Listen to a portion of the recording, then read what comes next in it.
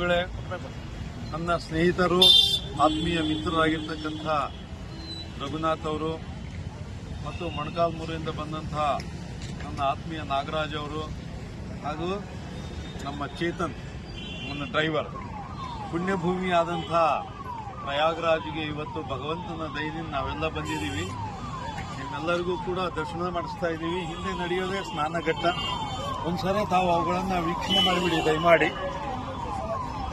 ನಿಮ್ಮೆಲ್ಲರಿಗೂ ಕೂಡ ಇಲ್ಲಿಗೆ ಬರ್ತಕ್ಕಂಥದ್ದು ಒಂದು ಪುನರ್ಜನ್ಮ ಅಂತಕ್ಕಂಥದ್ದು ಹೇಳೋದಕ್ಕೆ ಇಷ್ಟಪಡ್ತೀನಿ ನಾನು. ಎಲ್ಲರೂ ಕೂಡ ಸ್ನಾನ ಮಾಡಿಲ್ಲ, ನೀವು ಸ್ನಾನ ಮಾಡಿಲ್ಲ ಅಂತಾರೆ. 55 ವರ್ಷದಿಂದ ಸ್ನಾನ ಮಾಡ್ತಾನೆ ಇದ್ದೀನಿ. ಆದರೆ ಇವತ್ತು ನೀವು ಸ್ನಾನ ಮಾಡಿಲ್ಲ, ನೀವು ಸ್ನಾನ ಮಾಡಿಲ್ಲ. ಸ್ನಾನ ಮಾಡೋ ಘಟ್ಟ ಬಂದೆ. ನಾವು ಮಾಡಕ್ ಹೋಗ್ತಾ ಇದ್ದೀವಿ. ಈಗ ಗಂಗಾ ಹತ್ರವಾಬ ಎಷ್ಟು ಚೆನ್ನಾಗಿ ಹರಿತಾ ಇದ್ದಾಳೆ. ನನ್ನ ಸ್ನೇಹಿತರು, ನನ್ನ ತಮ್ಮಂದಿರು, ನನ್ನ ಅಣ್ಣಂದಿರು ಎಲ್ಲರ ಜೊತೆಗೆ ಇವತ್ತು ಸಂತೋಷವಾಗಿ ಇವತ್ತು ನಾವು ಇಲ್ಲಿ ಬಂದಿದ್ದೀವಿ. ನಾವು ಇಳ್ಕೊಂಡಿರೋ ಮಠ ಇದೆ, ಜಂಗಮವಾಡಿ ಮಠ. ಇದೇ ಮಠದಲ್ಲಿ ಕಾಶಿ ಜಂಗಮವಾಡಿ ಮಠದ ಜಗದ್ಗುರುಗಳು ನಮಗೆ ಸ್ಥಳದ ಅವಕಾಶ ಕೊಟ್ಕೊಂಡು ಈ ಸಂಗಮ ಪಕ್ಕದಲ್ಲೇ ನಮಗೆ ಇಲ್ಲಿವರೆಗೂ ಕೂಡ ನಾವು ನಮ್ಮ ವೆಹಿಕಲ್ ಅನ್ನು ತಂದಿದ್ದೀವಿ.